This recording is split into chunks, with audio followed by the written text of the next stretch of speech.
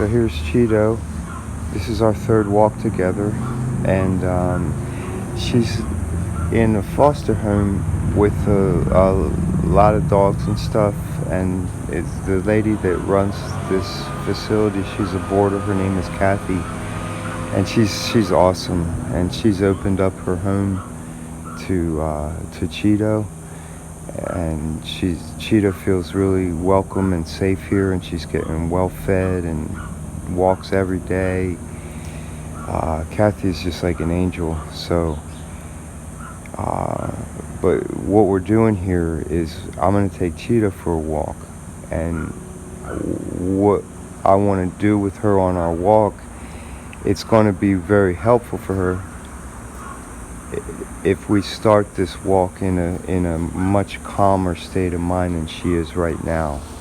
So that's why I started making this video right here, because I want to show you what it actually looks like when you're really trying to rehabilitate a dog who is scared, and how the mindset of using space and pace is really just always going to be your compass, kind of. I want to use my space with her, my body language, and my physical proximity to her, and I also want to use the timing and the just the pace of the whole thing. So you can see she's nervous. You see how she's shaking, and that tail is all tucked.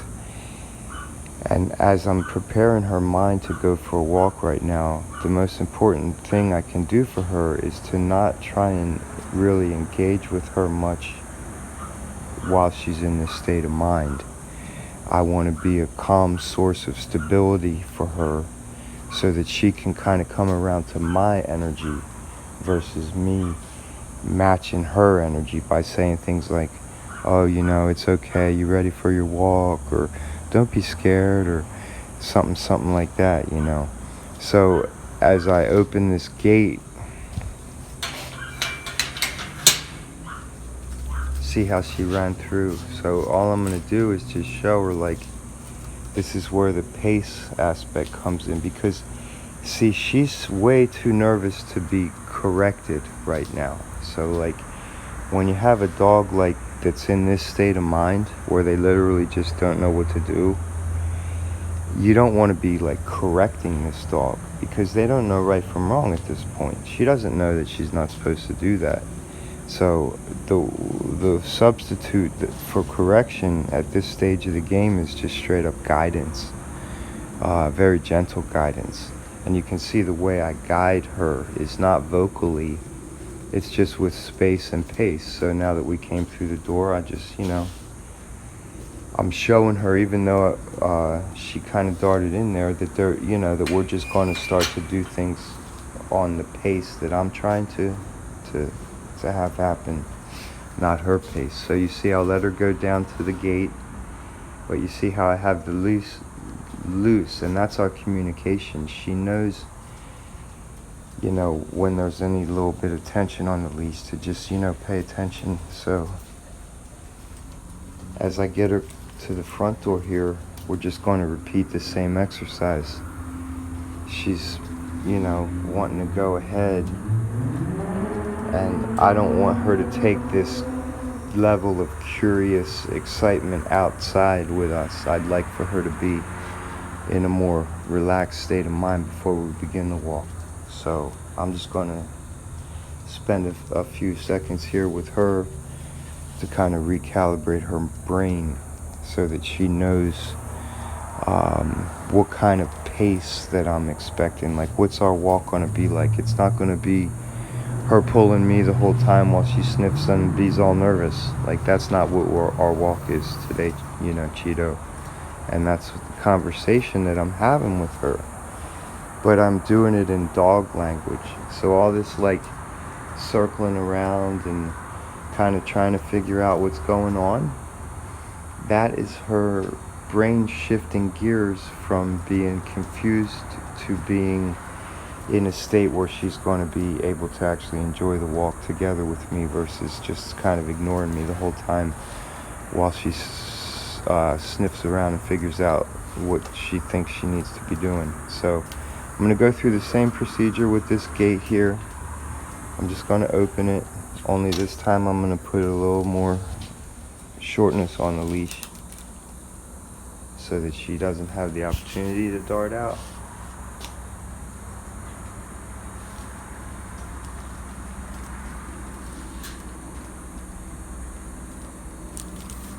So now that the gate's open, she's just totally confused, and that's why we're moving so slow. So I'm gonna just show her like, okay, the gate's open, but you see how I'm just using very gentle. But whenever you're working with a dog like this and you're trying to get it to, let's say, go for a walk or do something, or just, you know, enjoy your company in general, this is the way that you have to relate to it if it's already in that nervous state of mind, just by using space and pace. So now I'm just going to come out the door here, and as we go out the door, that's what I want from her. I want her to just kind of circle around and just stay in the space here. If she wants to go in, that's fine. But I'm just like giving her the time and space to understand like what we're doing here. And the more that she walks around in circles and, you know, just kind of does this stuff, the more that I'm letting, you know, that she's having a chance to figure it out. And the way that I'm communicating with her is just by having this leash be loose. And when I need something of her in terms of her attention, I would just like tighten the leash a little bit, and that'll redirect her back towards me. So now that I want her to come out, I take a step back, and then as she starts to go back in, you see how I just prevent it with just the slightest bit of tension, and then immediately relax the leash. So that is what you're looking for. So now I'm going to move in front of her here and shut the gate. But you see how when I want her to come, like right now I want her to come, I do it with more body language than sound. So I block her from going in. Because when a dog, I really want to emphasize, you know, when a dog is in a state of mind like this, it's really, really destructive to use a lot of sound with the dog. Notice how the whole ritual that we did there of going through 2 doors, I didn't use sound with her. And that's really what I would like for you to understand about how to connect with a dog who's in this kind of really heightened nervous state of mind. So you see now that we're walking, I mean, she's, you know, not walking perfect, but I'm not having to use any tension really on the leash to get her to want to just kind of share this space together with me. And that was my goal. I was like, what I was saying to her without using words was, hey Cheeto, good morning, I'm happy to see you. Let's go for a walk, but I want to walk pretty slow, and I want you to just enjoy walking next to me. I don't want you to walk ahead of me, and I don't want you to be nervous like you have to worry about where we're going or anything like that. Leave that to me. You just enjoy the walk, sweetheart, and I'm gonna like just, you know, be here for you if you get nervous, but I'm not gonna hold your hand, so to speak. I'm just gonna be here for you. And that was the conversation that we had. And but just by the way that we went through the doors and, you know, let her walk around in a circle a few times and kept the leash loose and tension on the leash at real specific moments for a very, very brief period of time. Well, that was our conversation. And the words that I just spoke to you, those are the words that she heard in her brain, but I didn't use English to speaking to her. And if I had tried to communicate that stuff to her in our language, it's kind of self-centered. It's like, why, how could we expect this dog who's already nervous and all jacked up to understand a foreign language? It's just like totally unreasonable. So I would encourage you to step back, look at the bigger picture, and understand how dogs really communicate. That's my main goal with making this video right now, is to show you how to truly communicate with your dog. Not on your level where you understand what's being communicated, but on their level so they understand what's being communicated. It's no good for you to communicate things that you already know and only you are understanding. It ought to be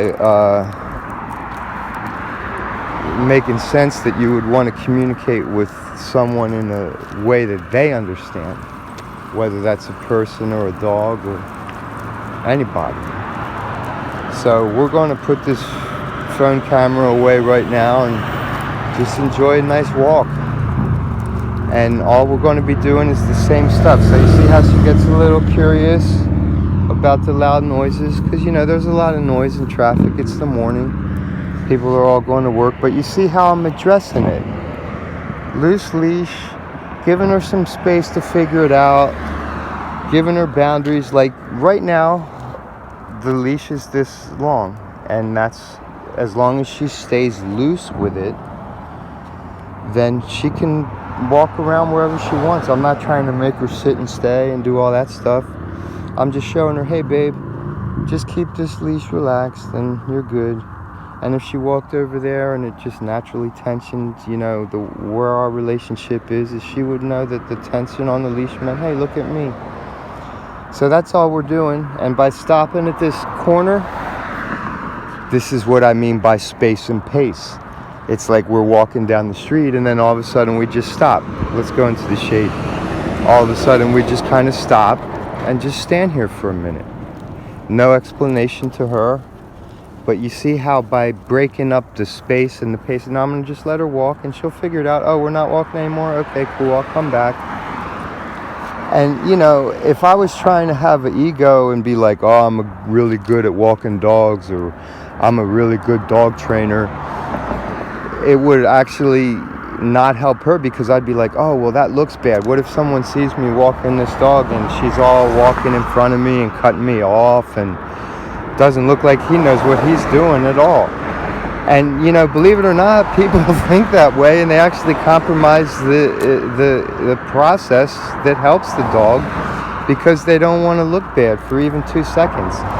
So you know, I'm totally cool if Cheeto wants to cut me off and walk around, because see what she does and how I address it. I don't correct a dog that doesn't know. You have to direct a dog that doesn't know and guide them. And once they know, see, that's all part of the training. Like the way the bus made the noise there, for me to proceed with the total non-reactive, just nonchalant, casual, you know, vibe that was not affecting me, then I just convey that to her. She understands. So now she's kind of tangling me up because I'm trying to use one hand. So I'm going to put this camera away so that I can focus more on her, because she definitely needs it. That's the drawback of trying to make instructional videos while you're actually working with the dog. My goal is to always help the dog. So that's our video for today. Me and Cheeto are going to enjoy a nice long walk before it gets hot. And she's going to have a good time and learn just another layer in the foundation of what it means to be a happy, well-balanced dog. So she still needs a home, and you know, she's just absolutely amazing. She's a sweetheart. Contact Positive Difference if you know anyone who would love to have this dog, because she's the kind of dog that will change your whole life. She'll teach you more than you teach her. And again, she comes with free training. She'll have food, all the stuff you need. You just need you and a spot for her to stay. All right, thanks for watching.